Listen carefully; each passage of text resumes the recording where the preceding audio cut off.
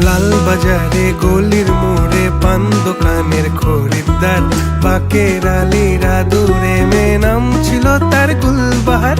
লাল বাজারে গলির মোড়ে পান দোকানের খরিদ্দার, বাকের আলীরা দূরে মেয়ে নাম ছিল তার গুলবাহার। নাম ছিল তার গুলবাহার, দেখতে ভারী চমৎকার, তুলনা যে হয় না তার হোসনে আরা গুলবাহার। বাকের আলীরা দূরে মেয়ে নাম